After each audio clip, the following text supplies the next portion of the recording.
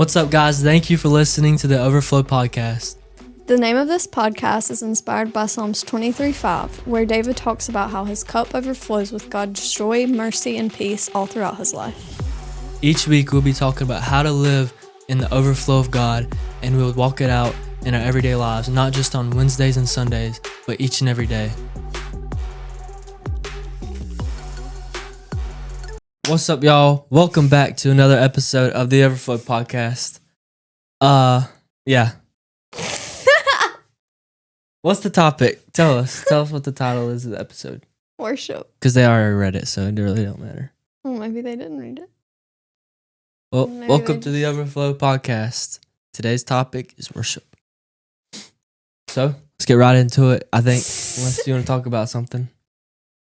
No? Okay. Oh, I'm good. Yeah, so, worship. What is worship? What would your definition of worship be? Not just in a biblical sense. You're cracking me up. Do I look funny or something? No. What's wrong? All right, so tell me, What? what's worship? Not in a. What's your definition? Like your own definition. Oh, okay. It don't have to sound cool and stuff like it. Not a biblical definition. Just what you think worship is in general.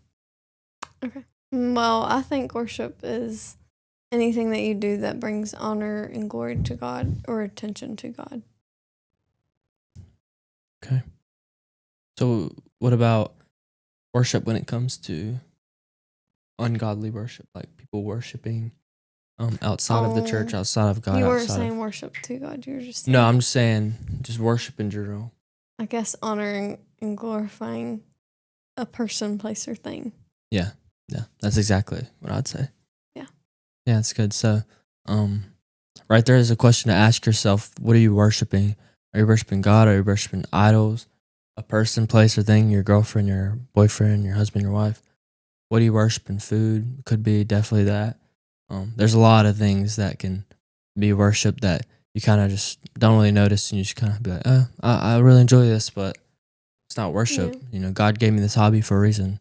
God gave me, this talent so I can do it just because He wanted to give it to me. But I think a lot of times with like talents and things that God gives us, we end up worshiping it rather than using it for the glory of God, so we can worship God. Does that make sense? Yeah, I think that it's like the same thing with your testimony. Like, we worship ourselves for what we've been through instead of worshiping God for what He's got us through.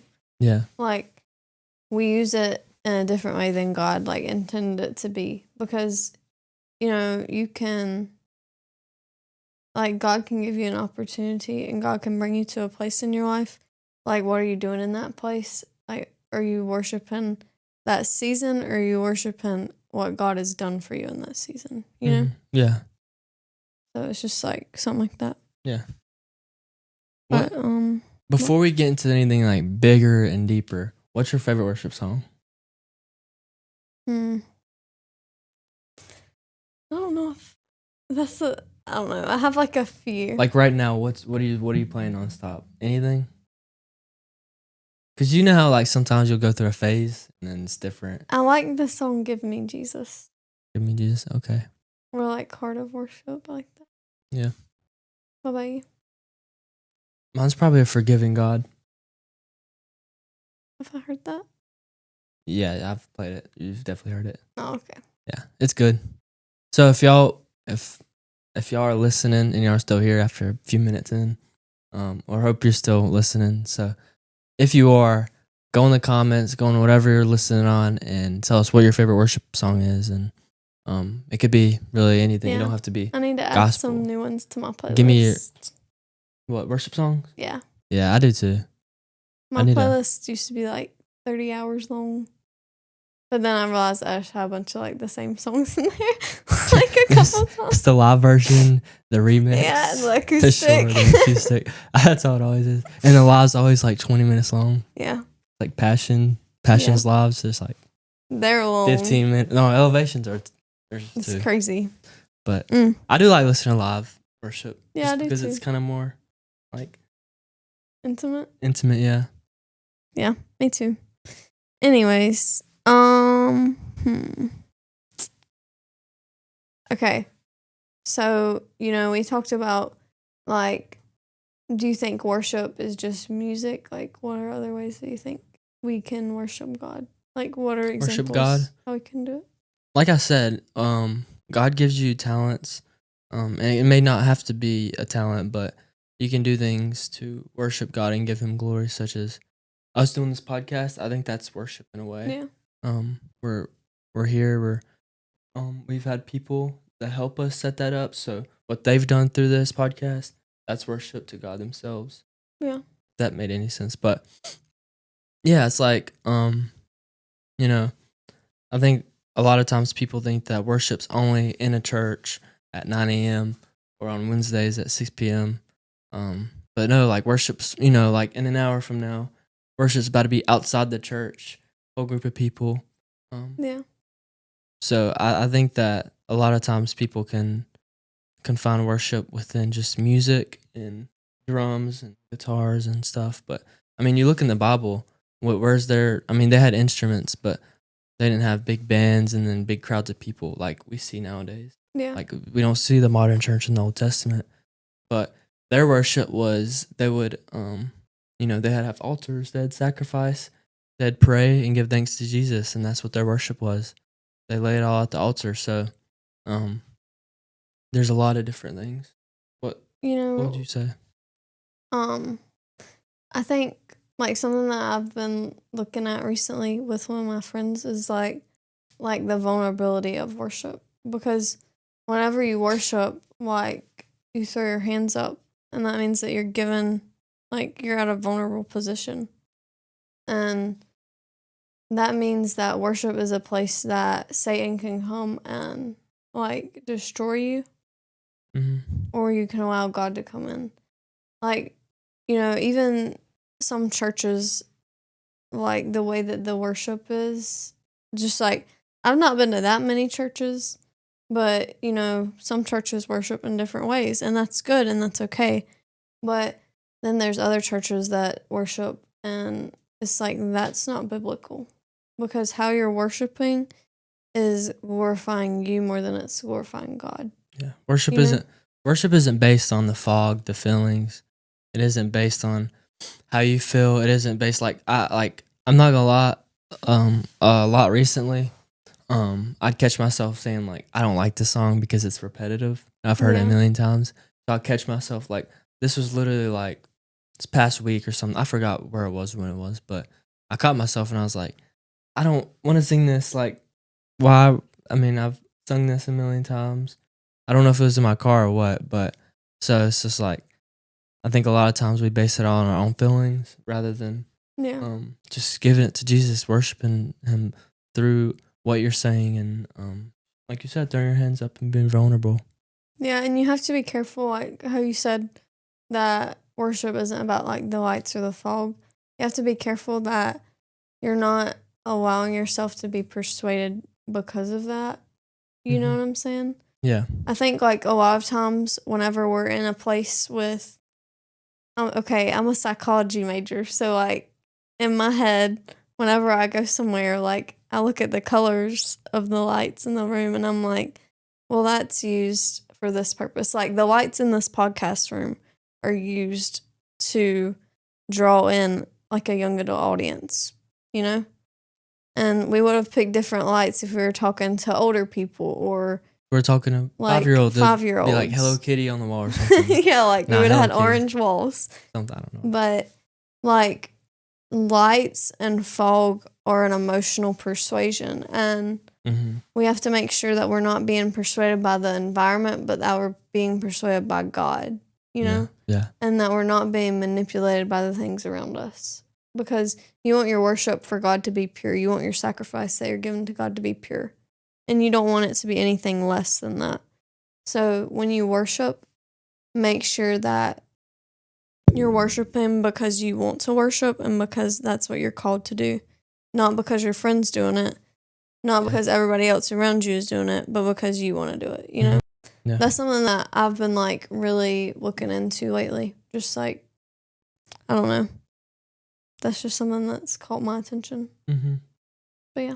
Yeah, no, I completely understand that. Like, I was thinking a little bit like, um, a lot of churches are like the setting is different. Some may have red carpet, some may have hardwood black floor, something like that. Yeah. And it's just like the setting can be sometimes it could be like you only base your worship off of if you feel comfortable, if your eyes are rested, things like that. And that's I feel like I think I wouldn't say a specific like I think percentage, it but it's like happens more than 90%. you realize. It's like 90, maybe even more percent of the church congregation within a church. Like it's like that. I mean, Trey said something like, I think it was last week maybe. He was talking about, I don't know if he was talking about worship, but he was talking about heaven. And he said, if all of the things that you desire were in heaven and the only thing that was in heaven was God, would you still worship? Yeah.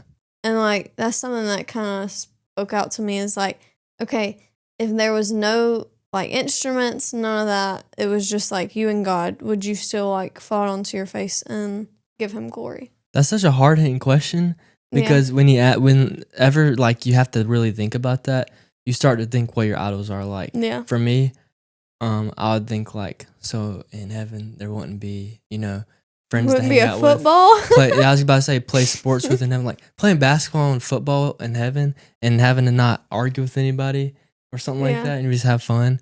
But things like that, it's like buffets, crab legs. Like if that's not in heaven, no crab legs in like heaven. it's just I think it really brings out your idols. It really does. It's crazy. Yeah. So think to yourself that exact question because it can really change your perspective on how you're worshiping God and how you're worshiping other things. Mm-hmm. But it's so hot in here. Anyway, you can cut that out. Sorry. No, it is hot. I'm burning. We said this like last episode. Pretty sure I was wearing the same shirt too. Pretty sure I was. Oh my. Okay. Anyways, what do you think? Like for me, my worship changes like with the seasons that the Lord's put me through. Like, do you think that's the same for you? And what does that look like? Wait, can you elaborate a little bit? Like, okay. So for me personally, like whenever I'm in, like if I'm on the mountain and like I really feel close to God, my worship looks different. And like my motivation to do that looks different versus whenever like right now I'm in a season of growth. And with that season, I've had a lot of like sanctification. And that's hard. But like I'm at the point of surrender. Like I'm at the point of, okay, I know that I need to grow. I know that there's things that need to be like pruned out of my life. And I'm okay with that. So like sometimes my worship looks like full surrender. And sometimes my worship looks like serving. You know what I'm saying? Yeah. So what was that question? Like, do you think that your worship changes with seasons, or do you think that it should always stay the same? Yeah, I think it does change, but I think for it to stay the same would be to stay stagnant in your faith. Yeah. That makes sense. But and we have to be careful when we say that because, if we say it changes, but what if you're in the valley and you're not on fire for God and you don't want to praise him? So it stays right there for that specific season. You know what I mean? Yeah. So like I do think that it should change, but in a way of praising him and worshiping no matter what. Yeah. But like I understand. Know what you mean. Yeah. But like so that kind of leads me to think like so like Job, he's still faithful and he still gave worship to God. But he was still kind of silent in a way. He kind of sat there. He went full surrender, like you said. Full surrender. Give it all to Jesus. He shaved his head off. He seemed crazy, but he's only doing this because he wanted to worship God through that season he was in. It was a terrible season for him, but he still gave worship to God, even though he looked like a crazy dude. And then there's David, who danced before the Lord. He did all these crazy things, like, jumping around dancing. So, I do think that you should worship God in every single season, and it should change based on your circumstances, just like Job and then David. Yeah. Does that make any sense? Yeah. I mean, at the end of the day, worship is a sacrifice. And like in Romans 12, it says, therefore, brothers and sisters, present your body as a living sacrifice, holy and pleasing to God. So like that means that in everything that we do, whether we want to or not, we're living sacrifice to God, and we need to be at full surrender to God. And Mhm. that's what worship is. Worship is saying, like, okay, God, worship is surrender. And it's saying, like, okay, God, I'm here. I want to serve you, and I'm ready for you to take me, like, wherever you want me to. Yeah. And Yeah. I think a lot of times pride, we stated this in our last episode, but pride is like pride Yeah. came before the fall. So pride can get in the way of worship big time. It's what caused Satan to get Yeah. booted out of heaven, and so he's gonna use that on us 100%. So especially you men out there, pride will definitely be there on you. Like I think a lot of times with men, they think that throwing your hands up or crying down in worship, getting on your knees in prayer, going to the altar. I think a lot of times guys like that think it's like too unmanly. You know what I mean? Not manly. Yeah. And that's completely wrong. But if you have a godly woman, that will be more attractive, right? Mm-hmm. Like, it's like whenever you worship God, like, I find that attractive because that's what I desire is for you to, like, worship God. So Yeah. it's like, If you don't have a godly woman, she'd probably think you're crazy. Yep. But if you do And have a if you godly have- woman, she wanna. I don't know. She if just, you have godly friends, though, that they're going to be worshiping with you, so it's Yeah. not going to matter. yeah, it won't So- matter. So choose your friend group wisely and worship. So Anyways, y'all, you got anything else? while we're on the topic of like kind of what we were just saying right there, I think that throwing your hands up and worship and things like that. If you're too scared to, just kind of ask yourself, why am I scared? What's holding me back? Is it, like we said, Mhm. friends? Maybe you have an ungodly boyfriend or girlfriend, or fiance, husband, wife, whatever. Something like that. And if something's holding you back from giving your all to Jesus, maybe you're being too much of a people pleaser. You're worrying Mhm. too much of what others think. Just give it all to Jesus. Who cares what people think? I don't care if they laugh at you. A lot of times we think that in our heads people may laugh, which people might, but a lot of times people don't. People are too worried about themselves to judge you most of the time. And if they are going to judge you, then They got a lot of stuff Yeah. they need to worry about themselves. Yeah. everybody's got their own crap. And, it is what it is. You shouldn't be worried about what other people think. And, if you worship the Lord every other day of the week, it's going to be easy, like, to do that, like, with your actions and stuff. It'll be easy to come here on Sunday and just be able to worship Him. Mm-hmm. So, yeah. Yeah. Like worship Him 7 days, not once or twice a week. Mm-hmm. You're gonna be starving. So Yeah. You got any more? No. Okay, that's all. So thank y'all for listening to this episode. If y'all want to give us the topic, we'll be glad to talk about it, teach on it. So following this episode, we're gonna do more segments on just different things. We're gonna do like hot topics, like two lies, one truth, or something like whatever. However it goes. Whatever Two we're truthful- going to do. two You'll truthful get and the lie. gist. I don't know. I forgot. But biblical edition. So that's what we'll be doing. We'll be adding a little bit more to these podcast episodes. So thank y'all for listening. And if you want to email us a topic, it'll be right here. So thank y'all. See y'all next week. Peace.